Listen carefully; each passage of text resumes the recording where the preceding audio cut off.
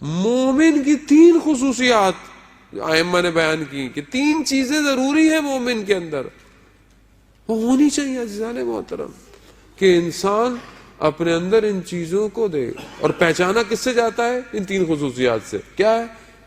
کہ جب نماز کا وقت ہو تو یہ دیکھو کہ کیا یہ نماز کی طرف جا رہا ہے یا کسی اور کام کی طرف.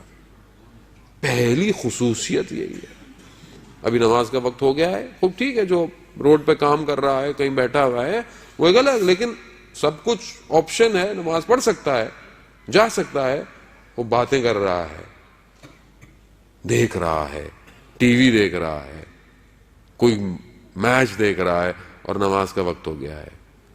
تو اگر وہ اوپر والا جو کیمرے دیکھ رہے ہیں، وہ یہ کیا دیکھ رہے ہوں گے کہ یہ میرا بندہ ہے یا دنیا کا بندہ ہے.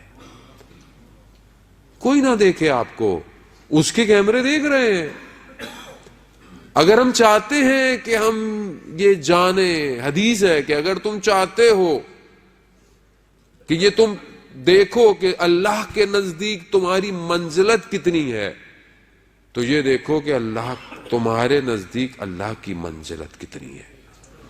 اور وہ تبھی ہوگی کہ جب تم دنیا اور آخرت کے درمیان میں اپنے آپ کو پاؤ تو تم انتخاب کس کا کرتے ہو. پہلی خصوصیت انسان نماز میں پہچانا جاتا ہے. دوسری کہ انسان سے اگر کوئی مدد مانگنے آئے تو وہ خالی ہاتھ نہیں اس کو بھیجتا. آج آپ باب الحوائج کے دروازے پر آئے ہوئے، جو حاجتوں کو روا کرتا ہے، پوری کرتا ہے. اور اگر میں باب الحوائج کا ماننے والا، اور اگر کوئی میرے دروازے پہ آ جائے، خود تو میں بولوں مولا میری حاجت پوری کر دے، اور مولا بولے میں نے بھی تو اپنے مومن کو تمہارے یہاں بھیجا تھا، تم نے کیا کیا؟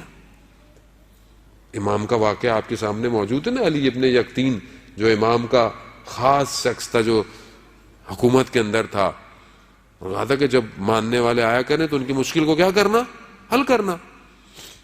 تو ایک دفعہ حج پہ جب گیا اور مدینہ مولا کی خدمت میں پہنچا تو مولا نے ملنے سے انکار کر دیا، صحیح طرح گفتگو نہیں کی. مولا کا اتنا قریبی شخص، کہا یا بنا رسول اللہ کیا ہو گیا، میرے سے غلطی ہو گئی. کہا فلانا شخص تمہارے پاس آیا تھا، تم نے اسے خالی ہاتھ بھیج دیا. کہا مولا میں معافی مانگتا ہوں، کیا کروں؟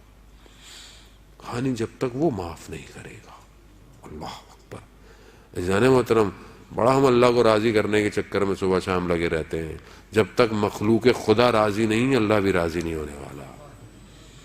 اللہ راضی، مخلوق ہوگی تو اللہ راضی ہوگا. کیا کریں؟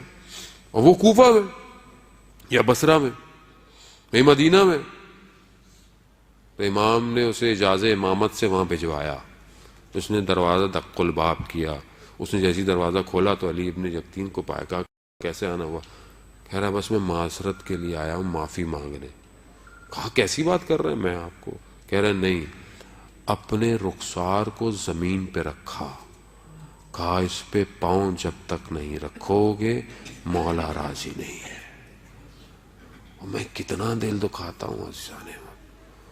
یہاں تو ایسی ایسی باتیں سننے میں آئی کہ مومن مومن کے اوپر کیس کر دیتا ہے، مومن مومن کا مال کھا رہا ہے، مومن مومن کا قرض واپس نہیں کر رہا ہے. عزیزان محترم کیسے مومن ہے؟ سوال ہی آیا ہوا ہے اس کو تم خالی. ضروری نہیں ہے سوال پیسے کا ہو مشورہ ہو سکتا ہے، ہیلپ ہو سکتی ہے. کیا پتا آپ کسی سے کہہ کے اس کی مشکل کو حل کر دیں. حضرت موسیٰ کو پروردگار نے کہا ہے موسیٰ کہ جب سائل تمہارے پاس آئے تو اس کو بہترین طریقے سے اس کے ساتھ برخورد کرو، ادب کرو، اس کو بزرگ کرو اپنے سامنے. اور اگر کچھ دے نہیں سکتے تو ادب اور نرمی کے ساتھ اسے لوٹاؤ، اور اگر تھوڑا بہت بھی ہے تو اکرام کرو. میں ذرا سا کوئی پھر مانگنے آ گئے، پھر ایسا ہو گیا. بعض اوقات میں دیکھ رہا ہوتا ہوں، مجھے لگ رہا ہوتا ہے کچھ مانگے گا، میں راستہ بدل لیتا ہوں. کہ میں آپ کو حقیقت بتا رہا ہوں عزیزان محترم، میں کوئی مارس میں نہیں رہتا یا پلوٹو میں، میں بھی اسی دنیا میں رہتا ہوں. یہی ہے ہمارا حال. جبکہ حاجت آلہ آیا بھائی، جب میں حاجت نہ روا کروں کہ مجھے دیا نہ ہو. یہی کہا گیا کہ دیکھو جب تمہارے پاس کوئی حاجت لے کر آئے تو یہ مت دیکھو کہ وہ مستحق ہے کہ نہیں ہے، بلکہ یہ دیکھو کہ خدا نے تمہیں مستحق بنایا ہے کہ نہیں بنایا. مجھے بنایا وہ میں کچھ دے دوں، کیا فرق پڑتا ہے. باب الحوائج کے دروازوں پر حاجتیں لے کر آنے والا دوسروں کی حاجتوں کو روا نہ کرے. عزیزان محترم، یہ دوسری خصوصیت ہے. تیسری، رازداری. مومن رازدار ہے. مگر میں کیا ہوں؟ ارے آپ کو پتا چلا وہ ان کا، اس کو پتا ہی نہیں ہے، میں نے بتا دی.